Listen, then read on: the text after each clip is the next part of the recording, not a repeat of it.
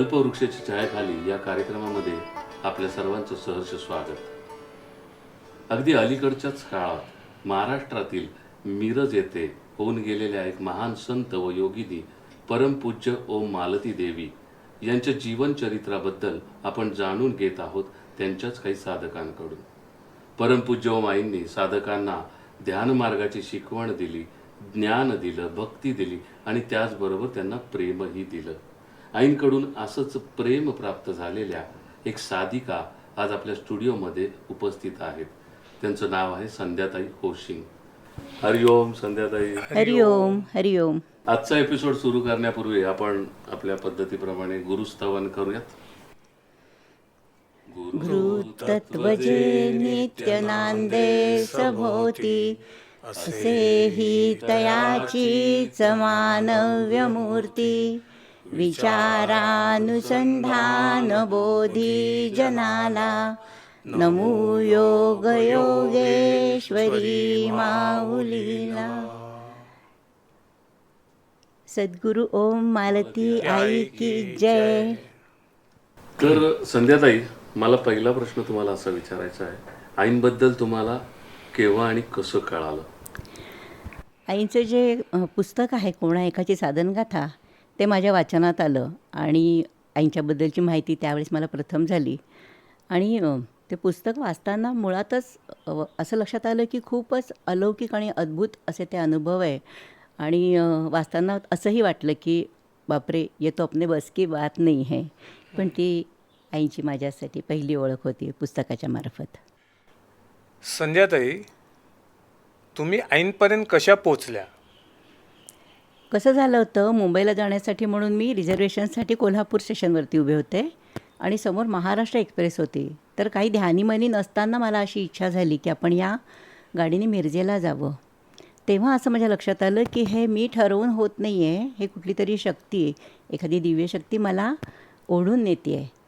आणि अशा पद्धतीने मिरजेपर्यंतचा जो माझा प्रवास झाला आहे, तर तो माझ्या दोन्ही मनांच्या द्वंद्वात्मक असा होता की माझं जागृत मन जे होतं ते म्हणत होते की असं काय आपलं ठरलेलं नाही आहे, पण कृती मात्र घडत होती.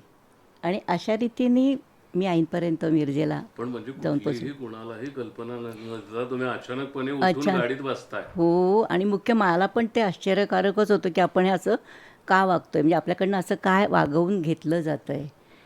मग तपोवनाच्या दारात पोचल्यावर तो पुढचा कसा अनुभव होता तुमचा? त्याच्या वेळेस तर असं झालं की मी पहिल्यांदाच मिरजेला जात होते. तपोवन म्हणजे काय मला माहिती नव्हतं. तरीसुद्धा तिथे गेल्यानंतर मात्र असं वाटलं मला की अरे, मी माझ्या घरीच आले, हे माझ्या घराच्या अंगणातच मी आहे. खूप आपलेपणा, आपलंच असलेलं असं ते एक फिलिंग मला त्यावेळेस होतं. आणि त्या तिथे गेल्यावरती आईंची भेट लगेच झाली का थांबावं लागलं काय? नाही, भेट लवकर झाली, पण आईंबद्दलची पण वेगळी कल्पना माझ्या मनात होती. त्याच्यापेक्षा खूप वेगळं दैवी असं त्यांनी मला पहिलं दर्शन दिलेलं आहे. पण म्हणजे मला तेच विचारायचं, ती वेगळी कल्पना काय? वेगळी कल्पना म्हणजे माझ्या मनात असं होतं की कोण आहेत, कशा आहे, करण्याचा फोटो किंवा चित्र काहीच मी पाहिलेलं नव्हतं, फक्त पुस्तकातले त्यांचे अनुभव. तर मला असं वाटलं की एवढे अद्भुत अनुभव असलेल्या त्या खूप कडक स्वभावाच्या असतील, त्या खूप आपली कडक परीक्षा घेतील आणि मगच आपल्याला त्यांचं दर्शन होईल. तर तसं काही नाही. गेल्या गेल्या प्रथमदर्शनीच प्रेमस्वरूप आई असं त्यांचं दर्शन मला झालेलं आहे तिथे. पहिल्या भेटीचा अनुभव होता तो. हो हो. म्हणजे त्याच्यात तुम्हाला काय वाटलं, आतून तुम्हाला काय जाणवलं? त्यांच्याकडे बघितल्यावरती ते असं, म्हणजे मी आता जसं म्हटलं की फक्त प्रेमस्वरूप म्हणजे प्रेमाने सौंदर्याचं रूप घेतलेलं आहे आणि ते तिथे साकार झालेलं आहे, असा तो एक अनुभव होता. आणि त्याच्यामधनं मी इतके भारावून गेले की डोळ्यातनं आपोआपच अश्रू व्हायला लागले. म्हणजे सुंदरतेचे खूप अलौकिक असं दर्शन मला त्यावेळेस झालेलं आहे. आणि ते खूप दैवी होतं. सुंदरतेचे जे अनेक प्रकार असतात, तर त्याच्यातलं तो एक सात्विकतेचा आणि दैविक असा जो एक सौंदर्य होतं, त्याने मी अष्टसात्विक भाव जागृत झाले माझे, असं म्हणायला काही हरकत नाही आहे. अच्छा. आणि मग ह्या पहिल्या भेटीमध्ये काय संवाद झाला का? हो, पहिल्याच भेटीमध्ये ते आईनीच इतकं प्रेमाने मला जवळून घेऊन विचारलं नाव, गाव आणि तुम्ही काही साधना करता का? तर जेव्हा मी त्यांना म्हटलं की हो, माझी श्वासाची साधना आहे, तर तेव्हा त्यांनी लगेच उत्तर असं दिलं की हो, स्वरूपानंदांची. त्यामुळे म्हणजे त्यांनाच माझी साधना कुठल्या मार्गातली आहे बरं. हे. पण म्हणजे श्वासानुसंधान मी केलं होतं खरं विपश्यनेचं. त्यामुळे मला तेव्हा थोडा प्रश्न पडला की गोयंकाजींची विपश्यना आहे आणि आई स्वरूपानंदांचं नाव का घेत आहेत. पण त्याचं प्रत्यंतर नंतर आईंनी मला दिलं. मग त्यानंतर तुमचा अनुग्रह कधी झाला? अनुग्रहाचा योग कधी आला? लगेचच झालं. कसं होतं की परत मी जसं म्हटलं ना की ते सद्गुरू तत्त्व मला त्यांनी खेचून घेतलं होतं. त्यामुळे माझ्या ध्यानी मनी किंवा माझ्या बुद्धीने असं काही मी तिथे करू शकत नव्हते. तर माझ्या तोंडून असं अचानकच आलं की जेव्हा आईने विचारलं की तुम्ही कोणी गुरु आहे का, तर उत्स्फूर्तपणे मी असं म्हटलं, नाही आई तुम्हीच माझ्या गुरु. तर आई अतिशय गोड असून म्हणले होते की हो तेवढ्यासाठीच आम्ही इथे आहोत. आणि मी म्हटलं मग मला अनुग्रह हवा. तर आई म्हणाल्या हो सोमवार आणि गुरुवार मी देते अनुग्रह. आणि तो शनिवार होता त्यामुळे 2 दिवस मला तिथे थांबायचं होतं. त्याप्रमाणे सोमवारी अनुग्रह झाला माझा. पण मग याच्यामध्ये एक प्रश्न आहे की तुम्ही कोणालाही न सांगता अचानकपणे इकडं यायला, मग घरी काय परिस्थिती? नाही, मग मी आईंनाच म्हटलं की आता 2 दिवस थांबायचं आहे तर मी आता घरी जातच नाही आहे, फक्त मी घरी कळवते. तर आई म्हणाल्या हो तिथे फोन आहे तपोवनाचा, तिच्यावरनं फोन कर, मात्र फोनचे पैसे दानपेटीत टाक. म्हणजे तिथपासूनच त्यांनी व्यवहारामध्ये पण चोख असलं पाहिजे ही जी एक शिकवण द्यायला सुरुवात केली होती त्याची तिथे सुरुवात झाली आहे. म्हणजे जसं साधनेतलं अध्यात्मातलं त्यांनी मला शिकवलं तसं व्यवहारही चोख करायचा याची पण शिकवण अगदी पहिल्या भेटीपासून त्यांनी मला दिली. मग ध्यानानंतर म्हणजे अनुग्रहानंतर ध्यानासंबंधी काय मार्गदर्शन आईंकडनं तुम्हाला मिळालं? हो, अनुग्रह घेतल्यानंतर त्या म्हणाले की अगं असं बघ की दिवसा आपल्याला खूप कामं असतात, लोक येतात, शांतपणा नाही मिळत, तर पहाटेचं ध्यान करायचं. 3:30 ते 5 ही तुझी ध्यानाची वेळ, असं त्यांनी त्या क्षणी मला सांगितलं. म्हणजे तो एक त्यांनी मला आदेश दिला म्हणायला हरकत नाही आहे की आपली ही वेळ आहे ध्यानाची, त्याप्रमाणे तू वाग. किती छान. पण मग हे तुम्हाला कंटिन्युअस तुम्ही करू शकलात?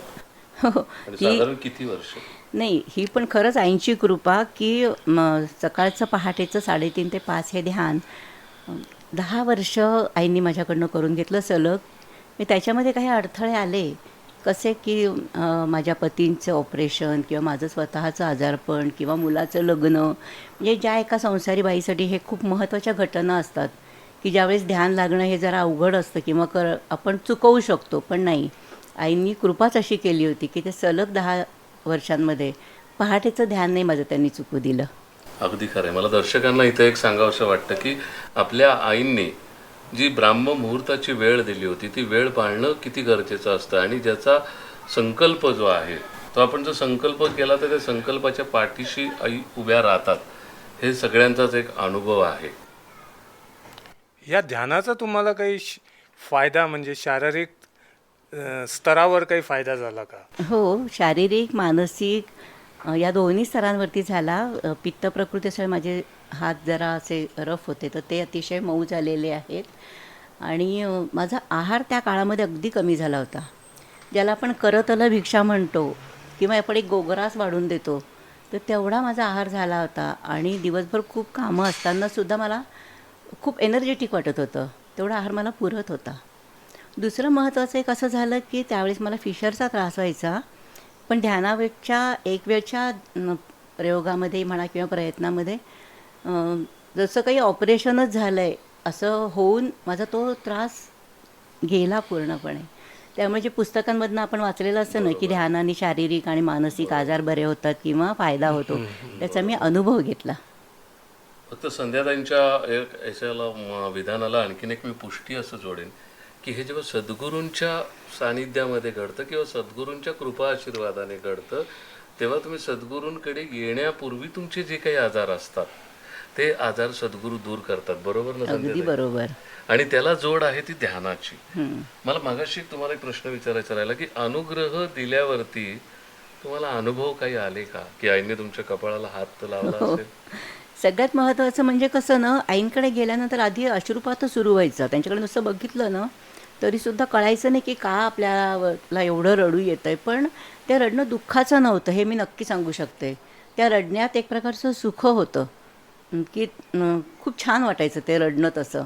आणि अनुग्रह घेतानाचा जो एक विधी असतो की आईंचे चरण, त्याच्यात पाणी घालायचं, गंगाजल, दूध घालायचं वगैरे, हे सगळे करत असताना माझ्या डोळ्यातल्या पाण्याने अखंड मला असं भावना होती की ह्या सगळ्यापेक्षा माझ्या डोळ्यातल्या पाण्याच्या अश्रू म्हणजे त्या अश्रूंनी मी आईंचे चरण व्हावेत, कारण ह्याच्यासारखं पवित्र दुसरं काही नाही क्या आहे. बात आहे, वा. आणि मग ज्यावेळेस आईंनी मला स्पर्श करून अनुग्रह दिला तेव्हा खूप शक्तीचा लोट असा नाही मला जाणवला, पण प्रेमाचा प्रवाह मात्र मला खूप जाणवला. म्हणजे त्या स्पर्शातनं प्रेमाचा झरा जणू काही आई माझ्यामध्ये पाठवता येतो आणि म्हणजे संबंध अंगामध्ये तो एक सुखद असं संवेदना निर्माण झाली आणि आईने त्यांच्या प्रेमाने मला अंतर्बाह्य भरून टाकलेलं आहे, भारून टाकलेलं आहे, ओव्हरफ्लो केलं आहे असं म्हटलं तरी काही हरकत नाही आहे. क्या बात आहे. मग ध्यान करताना तुम्ही एखाद्या वस्तूचा आधार घ्यायचा का जप करायचा का कसं, म्हणजे तुमची ध्यानाची पद्धत कशी होती? माझी ध्यानाची पद्धत ही श्वासानुसंधानच होती. श्वासावरती फक्त लक्ष ठेवायचं होतं त्याच्यामध्ये. आणि जपाच्या वेळेस मी वेगळ्या आईने दिलेला होता तो जप मी करत असायचे. या संदर्भात मला मात्र एक गंमत सांगावीशी वाटते की मी आईना अगदी सुरुवातीच्या काळामध्ये उत्साह असतो साधनेचा आणि असं मी खूप काही करते असं जे असतं ना, तर त्यावेळेस मी त्यांना कळवते की मी इतक्या इतक्या माळा जप करते म्हणून लिहून पाठवलं होतं आईंना पत्र. तर आईंनी त्या पत्राचं उत्तर असं छान दिलं होतं की त्या म्हणाल्या की किती माळा जप करते ह्याला महत्त्व नाही आहे, ज्याचं नाव तू घेते त्याचं स्मरण तू करतेस का, तर म्हणून ते नामस्मरण असलं पाहिजे, तुम्ही नुसतं नाव घेता ना असं नाही आहे. आणि नंतर ना आईने प्रत्यक्ष तपोवनामध्ये त्याचं एक उदाहरण पण दाखवून दिलं की एका साधिकेचा जप मोठा होता, आईनीच दिलेला होता, आईंना माहिती होता आणि यांच्यासमोर बसूनच ती साधिका खूप वेगाने मणी माळेचे असं करत होती. तर आईने तेव्हा मला निर्देश केला की इतक्या लवकर तो मंत्र एक होणारच नाही आहे जपून, तुम्ही शांतपणे एकाग्रपणे त्याच्याशी तादात्म्य पाहून तो जप केला गेला पाहिजे. आणि मुख्य त्यांनी त्याच्यानंतर आईने विचारलं की तुम्ही कोणाला फसवताय, वा, ते वा. देव आणि सद्गुरूंना फसवणं शक्यच नाही आहे, पण तुम्ही स्वतःला फसवताय ना हे की मी इतक्या माळा जप केल्या, त्याला काही अर्थ नाही आहे. खूप महत्त्वाची ती शिकवण त्यावेळेस आईने मला दिली होती की जप करताना तुम्ही त्याचं स्मरण करणं तरच ते नामस्मरण. आणि मला इथे एक प्रश्न विचारायचा आहे की मगाशी तुम्ही म्हणाला की मी श्वासानुसंधान म्हणजे श्वासावर ध्यान करते, हो तर श्वासावर ध्यान करणं हा निर्गुण ध्यानाचा प्रकार झाला ना? हो असेल, पण माझी सुरुवात तशी असल्यामुळे मला सवय असल्यामुळे आणि ते आईंना माहिती असल्यामुळे आईने त्यात बदल नाही केला. पण मग निर्गुण ध्यानाबद्दल कधी आई काही बोलल्या का तुमच्याशी? निर्गुण ध्यानाबद्दल नाही आहे, पण ह्या ध्यानाचे जे जानेमाने असं आपण म्हणू शकतो संत आहेत त्यांचं दर्शन मात्र आईंनी मला घडवलं की हो ह्या पद्धतीने सोहम ध्यानाच्या पद्धतीने यांनी परमपद प्राप्त केलेले आहेत, अशा त्यांचं स्वरूप मात्र आईंनी मला असे ते कोण संत होते की ज्यांचं नाव आईंनी घेतलं? स्वामी स्वरूपानंदाचं नाव आईंनी घेतलं हो, होतं. आणि हे जाईंनी तुम्हाला सुरुवातीला सांगितलं हां, होतं की त्यांनी. तुम्ही स्वामी सर्वानंदान करते आहात. तर किती हा गुरु तत्वाचा महिमा आहे आपण इथे बघू शकतो. आणि नामस्मरणाबाबत यांनी जे सांगितलं की आईंचं एका वाक्याला खूप ऑब्जेक्शन असायचं की पूजा करून टाकली, हे टाकणे या शब्दाला जसं आईंचं ऑब्जेक्शन होतं तसं आपण किती माळा जप केला त्या नामाबरोबर स्मरण होतंय की नाही हे आता संध्याताईंनी पण पुन्हा अंडरलाईन केलेले, साधकांनी ही गोष्ट लक्षात ठेवली पाहिजे की प्रत्येक नामाबरोबर आपलं स्मरण झालं पाहिजे. संध्याताई, तुम्ही तपोवनात आला, आईंकडनं तुम्हाला अनुग्रह मिळाला, हळूहळू आईंचं मार्गदर्शन मिळायला लागलं, नंतर तुम्हाला आईंचं सान्निध्य लाभायला लागलं, तर त्या सान्निध्यातनं तुम्हाला काय असा विशेष फायदा झाला? आईंकडे जाणं हा माझ्यासाठी आनंद निधान होतं. त्यामुळे प्रत्येक कार्यक्रमाला, गुरुपौर्णिमा असेल, विष्णुयज्ञ असेल किंवा बाकीचेही जे मोठे कार्यक्रम तपोवनामध्ये व्हायचे तेव्हा मी अक्षरशः धावत सुटायचे की आईंचा सहवास मिळावा म्हणून. आणि त्या सहवासातनं ना आईंनी 2 पातळ्यांवरती मला शिकवलं असं मी म्हणू शकते किंवा घडवलं. एक तर व्यावहारिक पातळीवरती आणि दुसरं आध्यात्मिक पातळीवरती. म्हणजे जसं ध्यानाच्या बाबतीत त्यांनी मला मार्गदर्शन केलं तसं त्या ध्यानाचा परिणाम म्हणून रोजच्या व्यवहारामध्ये एक चांगला माणूस बनण्यासाठी जे काही गुण आवश्यक असतात त्याच्यामध्ये कशी वाढ करता येईल हे त्यांनी मला त्याचं शिकवलं. एक छोटंसं उदाहरण देता येईल? हो, म्हणजे त्यांनी आधी म्हटलं होतं की माणसाने माणसासारखं वागावं. तर मी विचार केला की मग काय असं माझे प्रश्नार्थ घ्यायच्यावर त्या म्हणाल्या की अगं दुसऱ्याचं दुःख जरा समजून घ्यावं. आणि कर्मधर्म संयोगाने किंवा आईंच्याच प्रेरणेने लगेच मला आईंनी जे शिकवलं आहे ना त्याचा प्रसंग लगेच यायचा आणि मला ते वापर करून बघता यायचं. तर परतीच्या प्रवासामध्ये माझं रिझर्वेशन असून रात्रीचं मोर्चा आल्यामुळे गाडीमध्ये खूप गर्दी झाली होती आणि माझ्याबरोबर असलेल्या साधिकांनी म्हटलं की पटकन झोपून घ्या म्हणजे आपल्याला सुखाने प्रवास करता येईल. आणि आईंनी तर शिकवलं होतं की जरा दुसऱ्याचं दुःख समजून घ्या. तर मी म्हटलं की नाही मला काही झोप येत नाही आहे, म्हणजे मी एकटीने झोपून पूर्ण बर्थ अडवणं त्याच्यापेक्षा मी बसेन तर आणखीन 3 माणसं बसू शकतात. आणि त्याप्रमाणे मला ते करता आलं आणि त्याचा मला खूप आनंद झाला की आईने जे शिकवलं आहे त्याचा लगेच मला व्यवहारामध्ये वापर करता आला. याला जोडून मला एक प्रश्न विचारायचा आहे की तुम्ही आईंनी सांगितलेला अभ्यास व्यवस्थित करताय. हं. असं जेव्हा आईंच्या लक्षात येतं तेव्हा आई एक कौतुकाची थाप द्यायच्या, असं तुमच्या बाबतीत झालंय का? हो हो. आई तर म्हणजे माझ्या बाबतीत असं घडलं नाही की आईने इतकं का माझं कौतुक करावं किंवा प्रेम त्यांनी माझ्यावर करावं, हे माझ्यासाठी खूप आश्चर्याचं होतं. म्हणजे मला स्वतःतले दोष माहिती होते, माझ्या उणिवा माहिती होत्या. पण आईंकडे गेलं की आई आपल्या एका छोट्या लाडक्या बाळाचं प्रेमाने कौतुकाने करावं असं नेहमीच त्या करत आलेल्या आहेत. आणि त्यांचं असायचं. म्हणजे एकदा कोणीतरी साधकांनी असा प्रश्न विचारला होता की आई साधकांमध्ये पहिला नंबर कोणाचा? तर त्यावेळेस तरी आईने चक्क माझं नाव घेतलं होतं की जे माझ्यासाठी खूप म्हणजे आनंददायी होतं. क्या बात आहे, वा वा, म्हणजे खूपच सुंदर. इथे मला एक आठवण अगदीच हे करावं लागेल की आईंच्या पत्रामध्ये, एका पत्रामध्ये मी वाचलेलं आहे की तुला जर योग साधना शिकायची असेल तर ती संध्याकडून शिकून घे. हो. तर इतकं तुमचं आईंचं जवळ होतं. असं आईंनी कोणाला सांगितलं? श्रीपाद आईने त्या दादा पत्रामध्ये, आईंची जी पत्र आहेत ना, हो, त्या हो. पत्रामध्ये यांचा उल्लेख उल्लेख आहे. काय आहे? अच्छा अच्छा. पण ह्याच्यामध्ये मला सांगायचं असं आहे की कसं असतं ना, आपलं स्वतःचे बाळ असतं ना, ते काळं वेडं वाकडं अडाणी कसंही असलं ना तरी आईला खूप प्रिय असतं.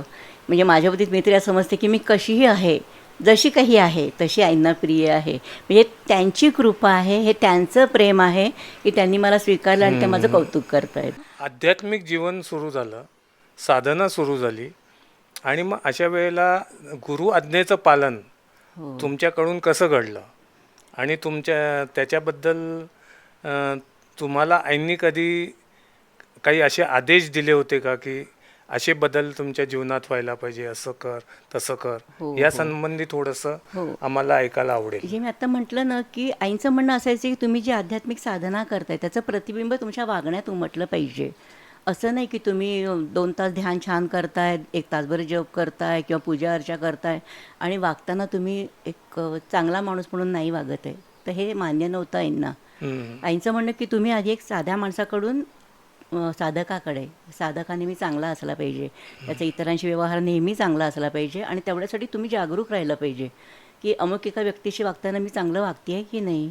तर आईंचा कायम माझ्यावरती तो एक आपण म्हणतो ना लक्ष असायचं की कुठलाही प्रसंग आला तर ही कोणाला दुखवती आहे का, ही जास्त म्हणजे हिचा राग लोभ हे सगळे दुर्गुण कमी होत आहेत की नाही.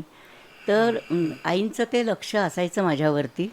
आणि म्हणून आईंनी जे काही आदेश दिलेले असतील ते जसे आहे तसे पाळायचे. इतकं सोपं मला मात्र आईंच्या कृपेने कळलं होतं की तिथे आपण आपली बुद्धी नाही चालवायची.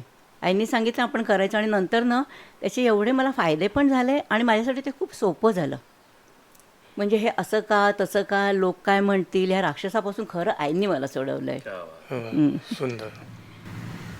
फारच छान. संध्याताई, साधक जिथे कमी असतो, जिथे कमी पडतो, तिथे गुरु त्यांच्यासमोर परीक्षेचा पेपर टाकतात. तुमच्या बाबतीत असं कधी घडलंय? हो हो नक्कीच. आईंच्या सहवासात असताना ह्या परीक्षा तर घेतल्याच गेल्या आणि अशा होत्या त्या परीक्षानं की स्वामीजीचा धावाच मला अक्षरशः करायला लागायचा. कारण आईंनी सांगितलं होतं की एक मूठभरच भात शिजव आणि तो बाहेर शिजव, म्हणजे कुकर वगैरे नाही वापरायचा, तो आतपर्यंत शिजलेला पाहिजे पण मोकळा पाहिजे. आता खरं तर इतकी वर्ष संसार करत असताना भात करणं ही माझ्यासाठी अवघड गोष्ट नव्हती. खरंय. पण भात कोणासाठी करायचा आहे, आईंसाठी करायचा आहे. त्यामुळे ते दडपण एक होतं की बापरे चूक होता कामा नये, आईंच्या पसंतीला उतरायला पाहिजे, ही जी एक भावना असते आपल्या मनामध्ये की नाही आईंना आवडायला पाहिजे, माझ्या सद्गुरूंना याच्यातनं सुख मिळायला पाहिजे. अक्षरशः सांगते स्वामीजींची प्रत्येक क्षणाला मी प्रार्थना करत होते की स्वामीजी मी जो भात करते तो आईंना आवडू दे, स्वामीजी मी जो भात करते तो आईंना आवडू देत. त्या ती परीक्षा आणखीन अशी वाढत जाते की मध्येच आपण ते शिजवत असताना आई हाक म्हणून वेगळ्या ठिकाणी आपलं मन जरा काहीतरी त्या महत्त्वाचं सांगतायत असं. त्यामुळे ती जी धावपळ असते की एक लक्ष भाताकडे आणि एक आईंकडे आणि त्या परीक्षेमध्ये मी नापास झालेले आहे. बापरे. कारण ते नाही जमलं मला. आणि मग आईंच्याकडनं मला असं म्हणजे आई म्हणाल्या की 25-30 वर्ष संसार करतात, त्यांना सध्या भात पण नाही शिजवता येत. त्यावेळचं असलेलं जे दुःख आहे ना, ते म्हणजे खरंच खूप असतं की आपण आपल्या आईंना सुख नाही देऊ शकलो इतक्या साध्या गोष्टीमधनं. मग असेच प्रसंग त्यांनी स्वयंपाकघरातल्या तर परीक्षा घेतल्या, साधनेतल्या पण घेतल्या, पण असं वाटतं की का बरं आपल्याला जमत नाही आहे. आणि मग मी विचार केला की आपल्याला कधी असा अहंकार झाला आहे का की हो मी छान स्वयंपाक करते वगैरे. असं काही नव्हतं.